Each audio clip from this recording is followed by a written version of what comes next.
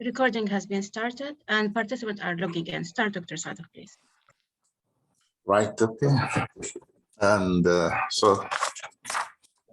hello everybody, and welcome to our monthly public health webinar. My name is Dr. Mohammed Sadiq. I'm a lecturer at the Institute of Public Health at the College of Health Sciences, United Arab Emirates University. This webinar is part of the global campaign. This is public health. We are also very proud to be affiliated with ASFEA, the Association of Schools of Public Health in the European region. We are organizing our webinars monthly basis, and with the aim of bringing interesting speakers in order to highlight different important public health topics and issues. Our webinar is accredited by the UAE University as one CME Category 1 credit. Today, in this webinar, you will be able to ask questions. You can do so by clicking on the Q&A option in the middle bottom of your screen. You can submit your questions during the presentation, and please do. And we will try to cover all the questions at the end, depending on time, of course. At the end of the webinar, we will share a link in the chat for the evaluation of the webinar. You need to fill in this evaluation link to obtain your certificate, and you need to send it back, of course. Now, please allow me to introduce our webinar speaker today. We are greatly honored that our invitation was accepted by Dr. Stephen Matarelli, the Vice President for Clinical Affairs and Special Projects for MedPoint Asia, serving in the capacity of Chief Nursing Officer and Chief Quality Officer for Guangzhou RNF Hospital, Guangzhou, China. Mm-hmm. Formerly, Dr. Matarelli worked as a senior clinical executive for Vocera Communications, Middle East, and in the United Kingdom, and as field director and nurse surveyor for Joint Commission International. And prior to that, prior to joining the Joint Commission, Dr. Matarelli worked for Johns Hopkins Medicine International in the role of Chief Operating Officer, Chief Clinical Officer at Dawam Hospital in the United Arab Emirates. This is before some time. He's a graduate of the Jones and Jones Wharton Fellow Program in Management for Nurse Executives and a Fellow of the Healthcare Advisory Board. Dr. Matarelli is a highly experienced national and international speaker, and in the United States, Middle East, and Asia, on topics of nursing care, hospital management, hospital operations, patient safety, research, and theory into practice for healthcare providers and community organizations and academic settings.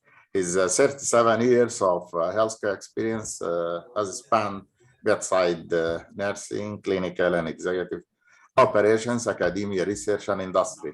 The title of his presentation is Mandates and Public Health Messaging. Dr. Stephen, the floor is yours, so welcome. Thank you. So, Dr. Mohammed, thanks so much for that great introduction. And to all my friends in the Middle East, marhaba. It's great to see you all again. Hopefully you remember me from some time back, and maybe for some of you, this is the first time to meet me. So as Dr. Mohammed said, I work here in Guangzhou, China. I'm actually building a brand new hospital for a private investor here in Guangzhou, China. And the hospital will have an affiliation with UCLA Health, the famous hospital out of Los Angeles, California. So we're going to talk today about mandates and public health messaging. So I'm a nurse by background, as Dr. Mohammed said. My doctorate is in public health, and specifically as a social and behavioral epidemiologist. So it's not necessarily infectious disease related to epidemiology, but I like to say I like to watch people. So that's my social and behavioral background. So, the world, we have been faced with some extraordinary times the past really 2 years. So those of you who have read classic literature, Dickens, The Tale of Two Cities. It's the best of times, it's the worst of times. So for those of us in public health, I think it's an extraordinary time because we're getting to see real live how public health really impacts us globally. Those of you who are on the line who are students, I'm sure you've been studying these things as you look. There's famous sayings that an infectious disease is just one airplane away. Right before, infectious disease traveled very slowly. Now infectious disease can travel the globe just in the time frame that it takes for an airplane to fly. We certainly have seen that with the current pandemic. So let me start my slideshow here. I won't spend a lot of time. Let me just flash up the learning objectives. I should have brought that up while I was speaking, but you'll have access to these slides later. So hopefully we can go back and look at the learning objectives then. I'm going to start on some public health theories just to refresh your mind. I love to think about theories and bring theories forward. But I've selected 3 really behavioral and social behavior theories to help us start to lay a foundation for what a mandate is all about and why we have such an emotional response when it comes to mandates really around the world. And by the way, that emotional response is different around the world. And that difference comes from the way our society is structured as well. So standard presenter disclosures. Was an invited speaker here. I'm very, very happy to be here, not compensated for my appearance. I am a peer reviewer for the Journal of Social, Behavioral, and Health Sciences, also a peer reviewer for the Journal of Social Change. I'm a very proud founding member of a NADVAR Trust. NADVAR Trust, the founding board is 4 of us who work for the Joint Commission. 3 individuals still work in the Joint Commission. And we have a philanthropic mission into Ghana, into Accra, Ghana, Bolantanya, Ghana, and Kitale, Kenya, where we support orphanages and street schools looking for education, foundation, and health for orphan children and children who are underprivileged in those societies. And I'm pleased to say I'm a visiting faculty, or not visiting, I'm a contributing faculty member for Walden University in the School of Public Policy and Administration with a specific focus on health policy. Okay, let's move right in. Excuse me. So when we look at public health, we really look at this concept of a group of global people. Public health, there are programs, there's masters in public health, there's doctorates in public health. But when we really look at public health, it is a multidisciplinary field.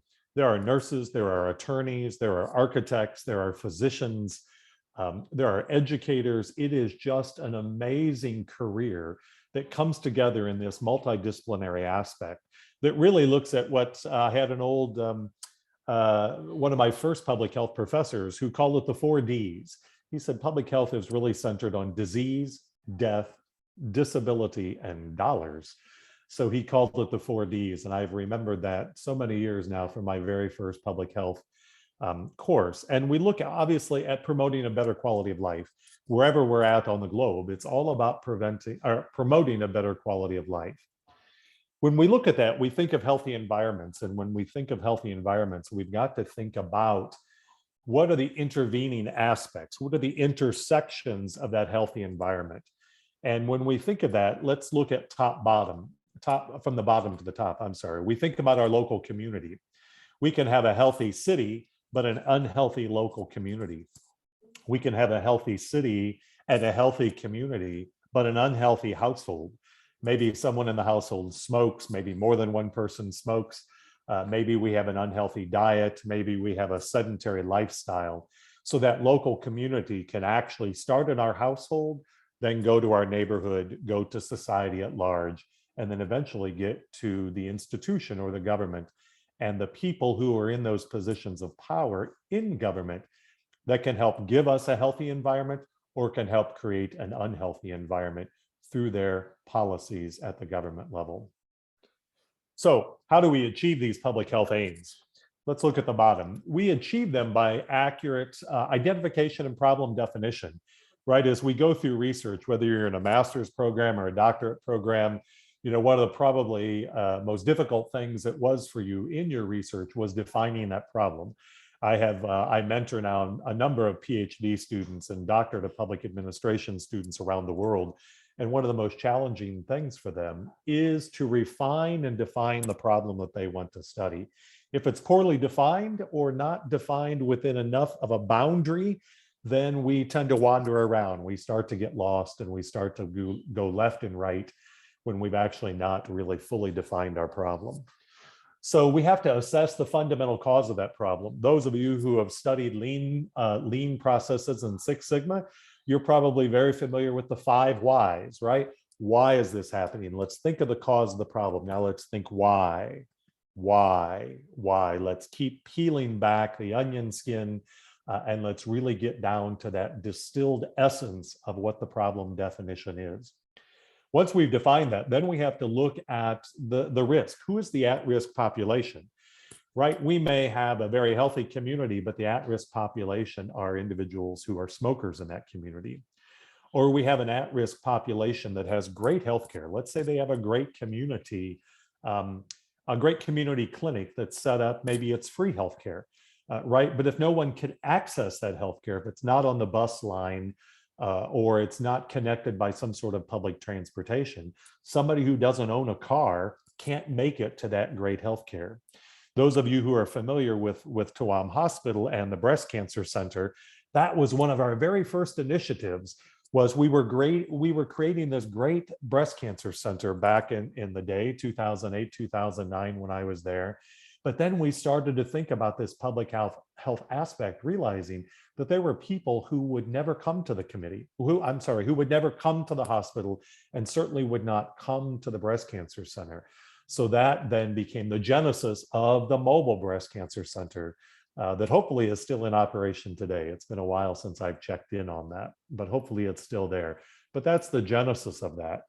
So we think of this based on development of theory-based interventions, right? Once we have our problem, then we have to start thinking about our theory, and then we, of course, have to evaluate that. So all of the old school things that you're learning.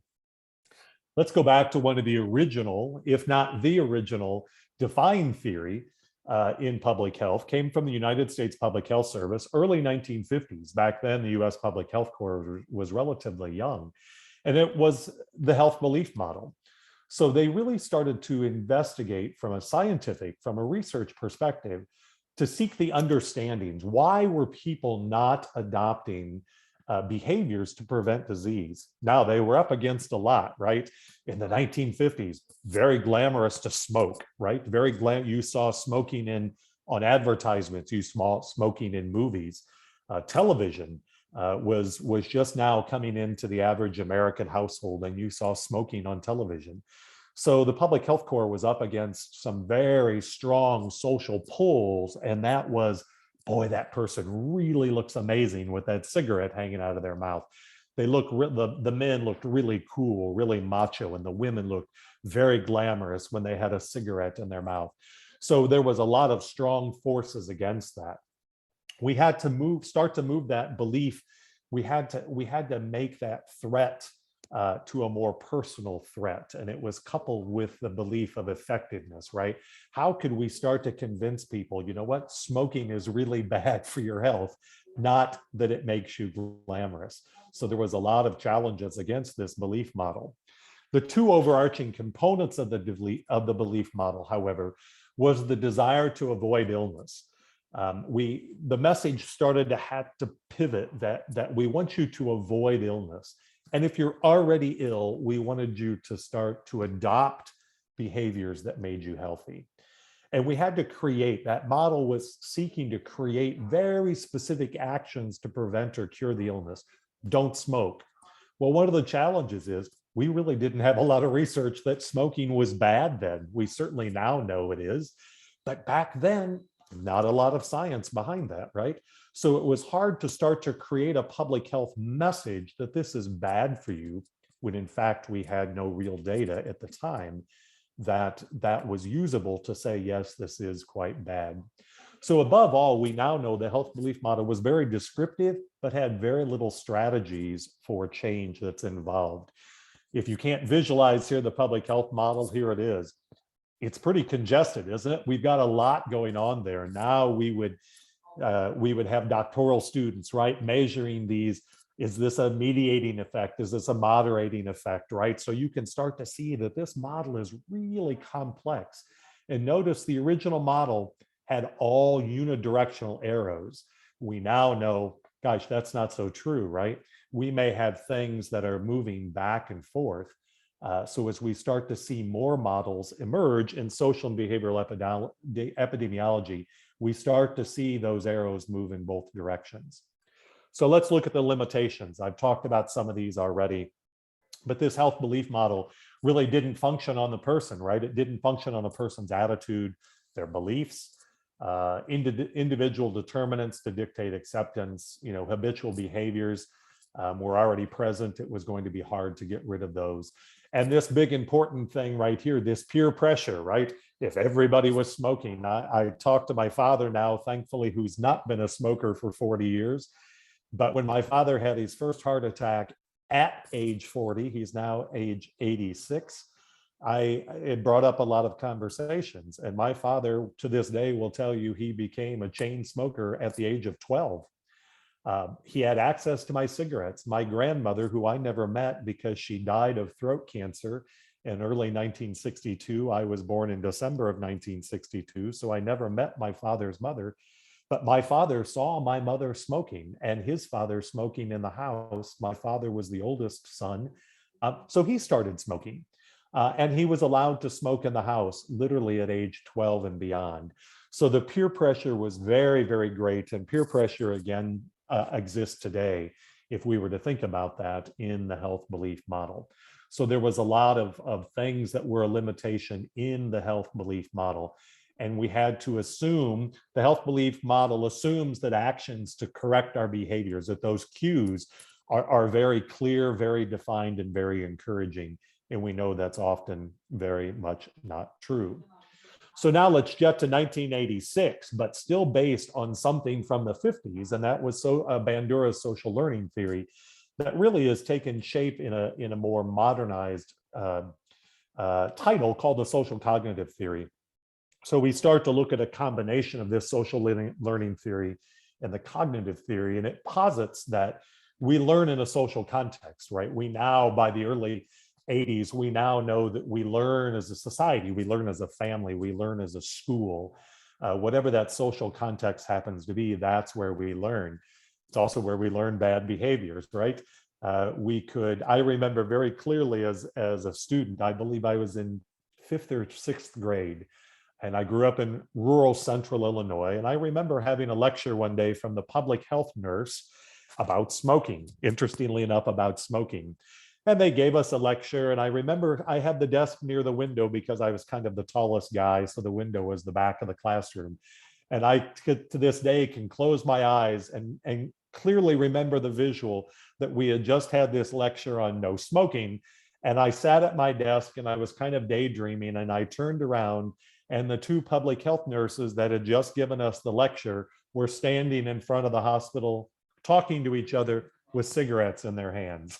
So we see right then that this learning in a social context was really not captured, because the social influence to smoke was so strong even then. But we know from the social cognitive theory that we look here in the middle at this second bullet point, that learning is very dynamic and it's very reciprocal, and it's based on the person, the environment, and behaviors. So again, back to public health, when we look at public health, we're thinking on person, place, and time, right? That's the structure of epidemiology, whether it's infectious disease epidemiology or whether it's social behavior epidemiology. It is about the person, the place, and the time. This is how we define that model of public health. And you see a little bit of that starting to emerge here in the social cognitive theory. We have the person, place would be the environment, right? And we don't have much time, but if we could associate time with a behavior, when we start a very specific behavior, certainly could be the date and time stamp of when we start an unhealthy behavior, or in fact, when we change our life and start a healthy behavior. Let's look at the social cognitive theory. Has strong influence on social influence, external and internal reinforcement, as we've talked about, and then initiating and maintaining a behavior. We can all go on a diet, right? We all have our New Year's resolution to get on a diet and join the gym and all those things, and then it starts to wander away, right? So that maintaining behavior is something very, very difficult to do. Now, the nice thing is let's take a look. We finally figured out that big complex models are not very smart things to do, very hard to measure. So this social cognitive theory is a relatively simple model, but notice here is one of the very first introductions of the arrow that goes in both directions. We see that personal factors influence behaviors. A behavior can influence my personal factor, and we're going to talk about that when we get to mandates. We see behavior controls environmental factors, but environmental factors can actually control my environment. If we want people to start biking, we've got to have a safe bike trail, right? Those of you who have ever traveled to Holland, you see the entire social fabric of Holland, and Belgium and France to a certain extent is built for individuals on bicycles. Where we go to, let's say, Dubai, and we go to Al Ain, the environment is not so much about bicycles, right? We have very few sidewalks. The sidewalks that are there are hard to get up on, and we have very, very fast traffic. So to encourage, plus we have hot temperature, right? So to encourage someone on a bicycle is actually quite dangerous because of the heat and because of the road traffic. So that's where the environmental factor starts to impact our social, that public health behavior that we think is something great, but may not fit with the environment. So looking at this social cognitive theory, we see these limitations, right? Every theory has limitations. There's really not a perfect theory out there. But we assume, one of the big assumptions is that we assume that an environmental change automatically changes everybody else's behavior. And we know that's absolutely not true. And we're going to talk about a little bit about that when I get to mandates here in just a bit. It's a loose theory requiring this interplay, right? That we did see on that model where those arrows are going in both directions. So it takes the involvement of everybody.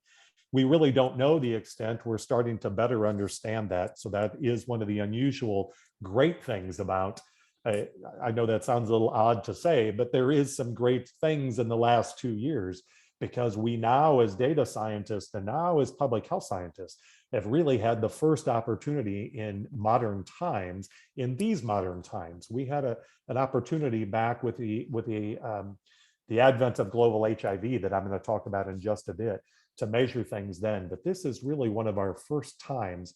We had a bit of SARS show up, the granddaddy of the current COVID, but we had SARS show up, of course, about 20 years ago in that area. So we had a little bit of a taste. We've had MERS-CoV in the Middle East. So we keep having these little tastes of these respiratory defined behaviors, and then they somewhat extinguish themselves. This one appears to be a little bit different, right? So social cognition. Now, the AIDS risk reduction model is what I used as the foundation of my doctoral study. Early 1990s, as we started to come out, by early 1990s, we had this HIV, we had this positive diagnosis from the 80s, and really, it emerged before then. But by then we had the scientific knowledge to actually create the ELISA, the Western blot. We could start to measure what this new emerging infection was, certainly in a very specific population initially, but that was a bit of our naivete, right? We initially saw it in the what was originally considered the gay male population. And then you start to see the movement in the social science literature, right? Because what was originally labeled as a homosexual behavior, we started to label, which really was a high risk behavior, and could occur in anyone who was having these types of sexual activities. And you started to see the movement away from the term gay and movement in the social science literature to men who have sex with men, or MSM. So we started to describe the behavior, not the person. And that was a very important pivotal change as we look. But one of the key factors with the AIDS risk reduction model is what you see right here when we talk about focus. The struggle we had back then, and we continue to have now, by the way, with AIDS transmissions, is individuals have to recognize that behavior as unsafe and as high risk, right? We've had these evolutionary changes. Now, thankfully, we have PrEP, we've got post-exposure prophylaxis, we have all these wonderful tools. We have highly reactive therapies now that have taken individuals to non-detectable levels equal non-transmissible levels.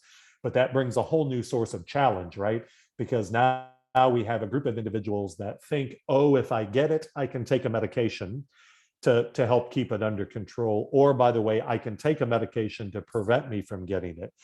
So we have some challenges for those of us who work in this arena of HIV across the globe, of still looking at these motivational factors to not only recognize the behavior, but to recognize what's required for the behavior. So again, we see a little bit more of a model here.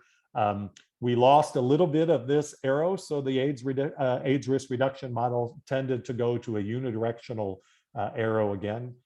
So it's something to look at when we see that. So just not to focus much, whoops, that was a little too little of focus. But as we look at the limitations here, back to focusing on the individual, and we now know that it really takes the combination of both of those, right? So here's how those three models lay out. If you just were to look at a historic perspective and kind of see the flow across the screen, there are other social behavioral models, but I focused on these three only. So what's the common theme of all these models? It's all about me, or it's all about them and not about me. Where we need to center is, how can it be all about us, right? We are in this as an us, and that's a part of the challenge. So here we come up to really this mandate and these intrinsic drivers. So the two theorists that I selected for this actually come from neuroscience leadership. In fact, they're not neuroscientists. They look at organizational behavior and behavioral change from a neuroscience perspective. So Rock and Pruitt-Haynes, this actually comes specifically from Harvard Business Review, but both of them are actually published authors, and I encourage you to look them up. You'll get the slide deck and you'll be able to look them up, because they do have some quite interesting information. So using their thoughts, what Rock, Pruitt-Haynes started to look at is this concept of mandates. We see this, oh, masks, vaccines, you got to have a mask on a plane, you don't have a mask on a plane, all of this mixed messaging going on. And they brought this back to say, listen, this is really about something very fundamental, actually very biological. And it looks at the most important drivers, the intrinsic drivers, the chemical drivers in our brain really come down to threat and reward. So they have distilled out into this, these five things. A threat and a reward run in this balance, run on this continuum, right? Based on the status. I'm not going to get vaccinated. I have a status symbol about that, right? I've got a public forum. I'm a non-vaccinator. The other side is I am pro-vaccine, right? I'm pro-vaccine. So that brings a certain status to it. This reward and threat and reward comes with a level of certainty, right? If there's uncertainty in a message, then we've got a threat. If there's certainty in a message, we now start to trigger a little bit more reward. Relatedness. How is this related to me? Let me go back to HIV. You had a whole population of said, that's not me. That is gay men in the West, right? That is not me. That's not happening to me, until HIV started showing up in heterosexual women. okay, well, those heterosexual women are those people and gay men, right? So we started to not have this relatedness. We kept it afar, we kept it away until we've now slowly started to bring in that this is about us. There is a relatedness to all of these factors and how it comes into our threat and reward sector. Fairness. When we come into the social environment, we always look at fairness, right? If something is being applied to somebody else, is it fair? Is it being fairly applied? Those of us in and around TWAM and hopefully throughout all of the UAE, you know, we focused very, very hard on a fair and just culture. This is the way to approach errors when we look at patient safety. But that fairness moves further. That fairness moves into, if I wear a mask, it's only fair that everyone wears a mask. If we don't have to wear a mask, then it's only fair that everyone doesn't have to wear a mask. And it all comes down to autonomy. I put autonomy in bold for a very, very specific reason, because that is the me. That's not the us, it's the me. It's how does this autonomy feel with me? So autonomy is the feeling of being in control and having a choice. Choice is the natural reward of positivity. I will agree with you for the following. If I've had autonomy in making that decision, and that decision was actually something that was fair. So we look at when we remove choice, right? When we remove choice, whoops, sorry, I think that little guy might be in your field of vision. I apologize. When we remove choice, we have very strong reactions. You must wear a mask. Hey, there's no choice there. Now we have people showing up on YouTube of these very violent outbursts, these very violent reactions to what I hope is presumably people who are normally not that violent. They have very strong reactions. They're very frustrated. They're very angry. Look at the craziness on YouTube and TikTok and Facebook and things that you see about people on airplanes, especially people in the United States on airplanes, where we have got this massive clashing of autonomy. It's my constitutional right to not do that, right? That's autonomy, and it's not fair. So we are hitting, these mandates are hitting us at our very core, right? And biologically hitting us in our brains. So above all, mandates remove choice. All right, mandates. Oh, I couldn't hear what you said. sorry about that. I just triggered my my Siri. Okay, sorry. So I've been talking about vaccines. So let's go back and look at a little bit more vaccines here. So when we look, if I'm pro-vaccine or pro-PCR testing, right, it's a little convenience. I test for a PCR 3 times a week in China. That's the way we roll here. It's the way we roll. We have very little sense of having a problem with that, right? If I'm pro-vaccine, I have very little sense of loss. Right? When I have very little sense of loss, okay, I'll do these things, right? Because it's not something that I have a sense of loss from. So I am pro-vaccine. We now look at the opposite side of that, and we have somebody who is very anti-PCR. They suddenly think that this is a very, very strong, huge inconvenience to them, right? Oh, I've got to drive to get that PCR test. I've got to stand in line to get the PCR test. There's a great sense of a loss of fairness and loss of sense of personal autonomy. So we see how these reactions happen to us. All right, let me see. Sorry about that. I've kind of frozen my screen. Sorry about that. Let me see if I can advance. Sorry, That's okay. folks, hold on No, that's just a okay. second. Yes. I have lost my entire. You can share it Sorry about again. that. Sorry. Yep. Let me come back and share again. I apologize. And in the So I'll meantime, keep talking. yes, Yeah. can I post something? The link is there in the chat for the certificate, so kindly fill it for 1 CMEs. And continue chatting, please. Okay, I apologize. Hold on just a second. Sorry, folks. We had a little bit of a technology here on my side. Sometimes believe it or not, sometimes we have a bandwidth problem here in China. So let's go back to sharing the screen. Okay, let's see if I can back up here. Let's see where we were at. Okay, So we talked about this when we looked at vaccines, and I was talking about this. So let's move on here in the interest of time. So all of this equals a threat state. So I've been talking about this threat to autonomy. So this all equals a threat state. So let's look at what these threats mean. So threats come into three different levels. Let me just open them all up in case the screen freezes again. Threat one, the threat does not propose an imminent danger. Are our brains aware? We're not alarmed? Notice there's no threat level of 0. So according to these theorists, we always have alertness, right? We always have interaction with our environment. So they posit that we always start at a threat level 1, right? Our brains are aware, we're driving a car, we know there's people around us, we're not alarmed until we see someone speeding by us, and then maybe our threat level goes to number 2. We start to get this fight or flight. My hands go a little bit tighter on the steering wheel. I start to look at the mirrors a little bit more closely because now that threat is in our immediate vicinity, right? We actually start to have some cognitive overload where we start to minimize our cognitive resources, right? We start to focus on one thing specifically. And then we move into threat level 3, where this threat is right upon us, right? We're in full panic mode. We're reflexive in our decision making, and we have really very minimal thought processes because we're very focused. So this is the concept of these threat levels, right? So let's come in and look and see what mandates do to the concept of threat levels. So when we move into mandates, we have these mandates that move our threat levels around very quickly.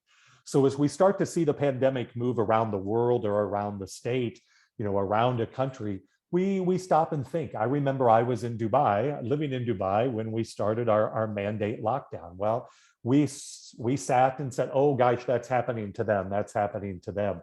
And then it started getting closer and closer and closer to all of us. And then one magic day, the mandate came and said, you can't leave your house, right? Unless for very specific reasons, you can't go. So suddenly all of us were aware, and suddenly it started to move.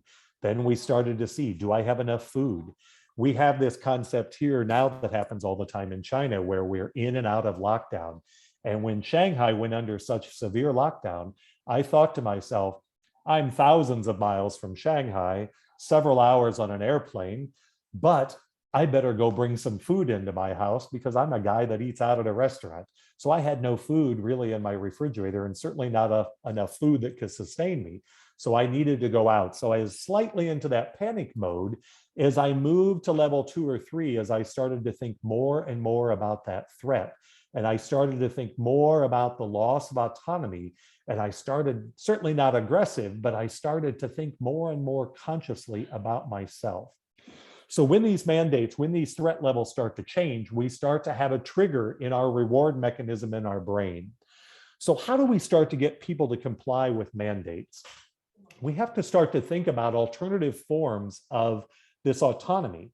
Taking you back, remember a few slides back, I talked about triggers for reward. Can we create a mandate? Can we create a public health message that gives someone a status symbol that changes certainty, changes uncertainty into certainty? It's a little hard in science. It's a little hard, certainly in emerging science, right? But could we bring certainty? Can we make it more relatedness, right? Can that public health message be more relatable? You start to see how those public health messages around the world in multiple languages started to bring that message to the individual, started to bring it to the father, the patriarch of the family, started to bring it to mothers. This is what you should do to protect your children. We started to see it show up in our churches and in our mosques and in our synagogues and in places where we went to socialize. And we started to see, hopefully started to see those messages start to be about fairness, right? Let's do this. In the UK, you saw the message about let's do this for a healthy society. We started to see the society message brought in. So here now we're back to a new theory. So the social norming theory helps us to start to bring this all into perspective. We see this was back from the 1980s, so not necessarily a new theory, but a new spin on this theory. So the social norming theory helps to understand and explain the environment and interpersonal influence. How do we start to bring these things together? Now's the time to bring peer influence back to the forefront, right? It's now becoming our primary focus. We have individual decision-making as based on the norms. We have to create the society norms. I live here in China, as I've said before. Our societal norms are very different than the rest of the world. This is a collective society. I'm a very liberal, do your own thing kind of guy, but I live in a society where there is a collective message that we are for the benefit of the good. This is why we stand up sometimes for hours to get BCR testing, because that is the norm of the society. There is very little individual decision making in that transition. So we have to craft the message differently here, right? So we have this perceived norms of the stronger influence, and the misperception that we have to close as public health individuals is we have to close that gap in our messaging. So how do we do that? Let's bring this up. We used to see these funny things come around on Facebook, right? So we had to change the objective is to bring that correct information and make it the norm. Make the peer norm the desired inclusion. So I'm sure all of you saw a very, we all had different versions of these in different languages, but we saw this little meme that came around. This is Bill. Bill wakes up every day and sees that it's snowing. Bill doesn't need to post this to Facebook because Bill is smart and be like Bill. I'm sure we all have friends they post every moment of every single day. I have a friend that takes a picture of everything he eats on his plate and posts it. I wonder when he's actually eaten the food, because everything he posts is on the internet. So that is where we see this norming behavior. When I ride the metro to and from home, every single person's head is down because everybody is staring at their phone, because that is somehow the way society works here. Plus, the cultural norm is we don't necessarily speak to each other on the metro. Why? Because the public health messaging is to keep your conversations limited, because conversations help spread the coronavirus because of the droplet spread. So how do we address these misperceptions? We want to look at community-wide electronic media. We want to look at print campaigns, right? We want to see those print campaigns, and we want to ensure that the information is accurate. I think one of the challenges we have, especially in the pandemic, is information was flowing out so fast. I know this from looking at the information from the US. The CDC was changing information a lot and quickly. Why? Because it was coming out quickly. But one of the things I think we have to do as public health professionals is we may have to pull our public policy people back a little bit and say, let's take a sigh. Let's step back a little bit. And yes, information is flowing. We want to keep up with the information, but it's worse to our message to turn out information and then switch the information very, very quickly. That adds to a lot of message confusion. So we have to look at the assessment of the collected data. What is going to be the normative message? What is the message we're going to send? Who is our target message? Most importantly, what is the message dose? And I'm going to show you something very, very funny here as I conclude about message overload. But we have to always be careful about the dose of the message. How often are we going to release that message? And how can we make that message effectiveness for the reward mechanism? Those of you who live in countries that carry the vaccine code, I'm going to show you mine shortly. It's how I exist in society. I can't go into a restaurant or a shopping mall. I can't even come into work without a green code. So we have taken that type of reward and that message and that green code that follows me around the world, gives me the freedom to move. If I choose to not participate in the green code program, I can do that, but then I can't leave my home because I can't exist in society without it. So as we go back, let's look at this effective message, right? We go back to the effectiveness. Let's think about our public health messaging, especially from mandates, any mandates, the mandate now and the mandate in the future, because we all know there will be more. Think about status. How can we change a mandate that appeals to someone's status? How can we appeal to certainty or relatedness or fairness? Because we know if we can appeal the mandate in those aspects, we're going to get greater compliance with the required mandate, all coming to autonomy. how can I participate in the decision, right? Maybe as employers, we give somebody 1 or 2 days off a week to go get vaccinated. Everybody can have Tuesday afternoon or Thursday morning off. And by the way, we're going to pay for that, right? So now we've given autonomy and we've given fairness. Hey, sir, you want me to be vaccinated, but you're going to take away my paycheck, part of my paycheck. And when you take away part of my paycheck, then now I have ongoing concerns. I now have concerns about, is my paycheck going to be less? Can I pay my bills? All kinds of different things. So think about all those messages. So the very last slide here, because I do want to leave some time for messages. I've talked about my green code. Here is how I live in China. We have this green code that's connected literally to everywhere I exist. Now, this is a static image, but if I showed you my telephone live, this image at the top, this circle and this date and time pulse. So that when I show my green code anywhere I walk into someplace, the guard at the door looks to make sure the green code pulses. Why does it pulse? Well, we all know we could take a screenshot of our friend's green code, right? And flash that green code and pretend that it's ours and move about society. So we had to get a little tricky with that. So this little pulses. This is in fact my green code. And now you see this little red flower in the middle. That red flower means that I've been fully vaccinated and had a boost. I actually was vaccinated in Dubai with the Sinopharm, which is actually the vaccine I took here in China as well.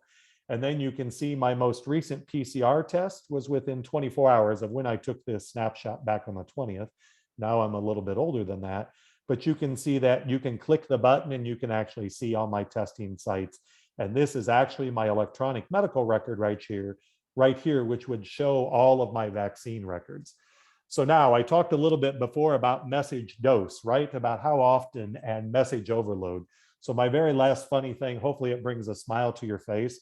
I was walking back into work one day and I was chatting with a friend and I pulled it up on my phone. And as I walked by, I just flipped my phone to the security guard and he waved me through. And when I looked down at my phone before I put it away, I realized that what I had brought up was this QR code, which is actually my Starbucks reward code. So the security guard was on information overload because people were coming back from lunch. So when I waved my telephone to him, he actually let me into the corporate office building with my Starbucks card. So that was great to know that Starbucks has a tremendous amount of power here. And I was happy to see. So that's the very last slide. We'll share the slide deck with you, just how you can get access into me through my corporate. And Dr. Azar is also going to give you my personal email so that you can get into me that way. So let me stop sharing the screen. I know that's a lot of overload in a short amount of time.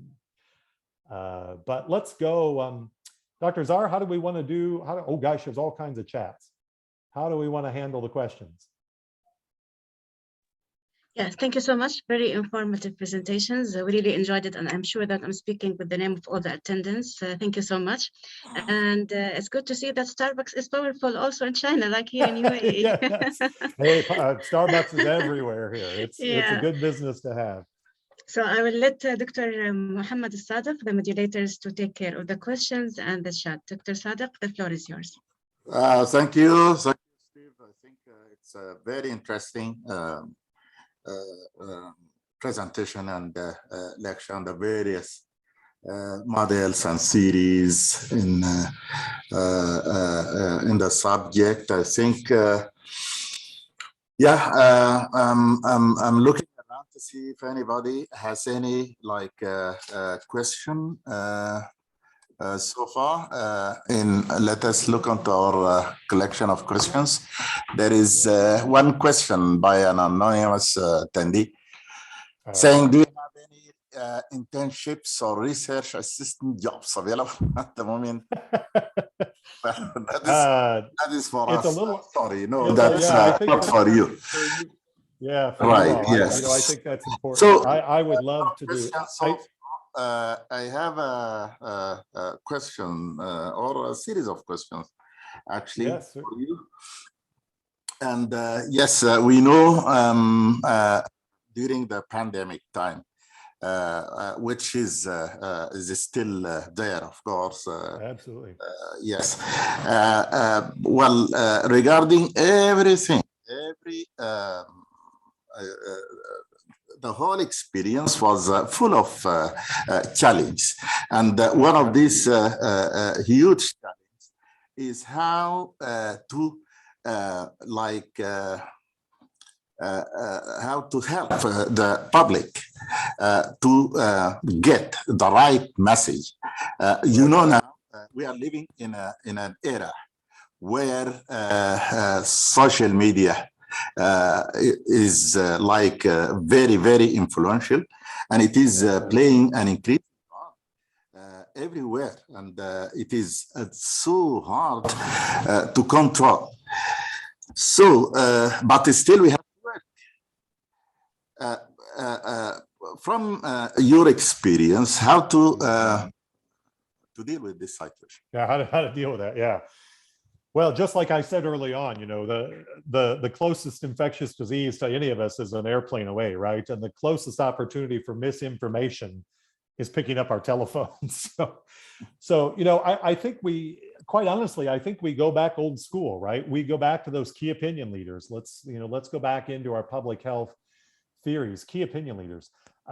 Those of you who live in the UAE, as I told you, I was there in Dubai. You know, the message from our rulers was very clear. You know, the message here now, you know, pro or con China, I will tell you that the message here is unwavering. It may not necessarily be a correct message, but it's an unwavering message. So, you know, that's quite a different extreme in society. So I don't have a great answer for you. You know, I think we've got to, you know, certainly multi-channel. I think we have to bring it in multi-channel, find those key opinion leaders, right? You know, go in, find rock stars, find football stars, find soccer stars, you know, find folks. We have to be prepared as public health people, though, to remember there's going to be the counter influence of that, right? For every football star we get up there that says you need to put a mask on, we may find a football star that says, you know, wearing a mask is against your personal freedoms, right? Or I can't play football with a mask on because I can't breathe. So I wish I had a great answer.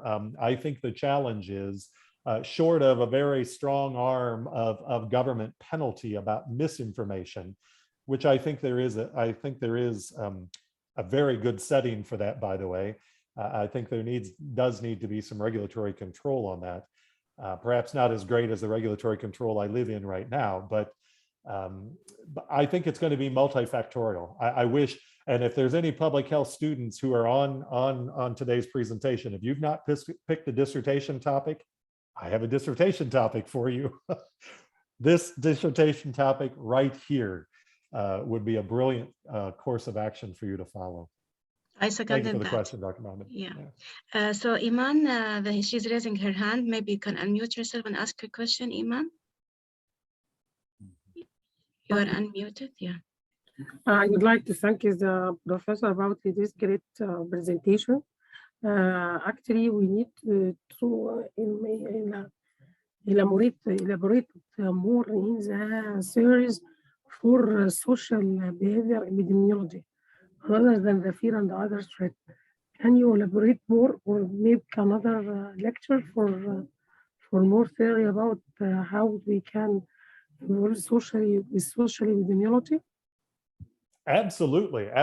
I'll work with Dr. Azhar, and maybe we can put, maybe we can put something later in the year on the calendar, or even working with Dr. Azhar and Dr. Mohammed. I'm a little trapped here in China. If I leave, I have to come back under pretty strict quarantine. But with a modern technology, we could certainly bring this into the classroom. Yes, we will do that. We'll sort something out. I think it would be a great opportunity just to start a dialogue on how do we look at this. Again, this was a very quick 45 minutes of a topic that we could talk on for quite some time. But great question, Iman. Iman. Okay. Do you have anything else? No, thank you. So Thank you. We have a question here from Hiba Adam. Hiba, are you around? Her question is how to convince people to get booster doses, and especially it seems it will be for life. Right. So we're right back to that model. When you get the slide deck back, right, we're right really kind of back to that model. You know, what could we do with those boosters, right? How could those boosters, maybe incorporating those boosters with something else, right? I think, you know, the fascinating thing is, you know, how fast vaccine technology has come. And, you know, should those boosters be incorporated into the annual flu vaccine? You know, I think this is something great for our research scientists to look at. How can we be encouraged to do that? You know, could that be something, you know, hospitals, those of us who work in hospitals, right? Hepatitis B vaccines are free, typically free, not free everywhere, but free. We need a healthy workforce, right? And as we all know, by the way, you know, hepatitis can kill us just as miserably and just as dead, just a little bit slower than COVID. So that true is an infectious disease. So when we think about, you know, public policy, let's bring that policy back to our institutions. Let's make it so unbelievably convenient that all of those barriers are taken away. Let's bring that vaccine to our hospital. Let's bring that vaccine into our workplace. Get the nurse to come in and do it. You know, if you were to be able to roll your sleeve up at your desk and get the vaccine, that's a heck of a lot easier than having to get in your car and drive to a vaccine center, right? We will always have folks that have medical reasons to not be vaccinated, but we will always have folks where autonomy is so strong with them. And by the way, that can be a completely different lecture about the psychology of anticipated regret. There's a whole philosophy behind anticipated regret that we could bring up later. Interestingly enough, comes from economic theory, but it fits very beautifully into what we're dealing with now on vaccines and mask wearing, is this concept of anticipated regret. So I'll add that to Dr. Azar's list, and maybe we can talk about that later in the year. Yep, thank you. Additional question, I think, from Rueda. Rueda is a little lengthy question, but she's asking about prayers and face mask people tend to use. So can you share any theoretical insight into how to elevate or how to help with this problem? You know, Rueda, I agree with you completely, right? I constantly have to remind my mother is pretty good. I tend to see my dad when I FaceTime with my dad, and my dad has his mask, you know, all around his face. So it's back to key opinion leaders, right? You know, I would ask you, I've not, as a non-Muslim, I've not been into prayer. I certainly know the concept. I would say both men and women who are on the call today, you know, raise your head. Does the imam have a mask properly placed, right?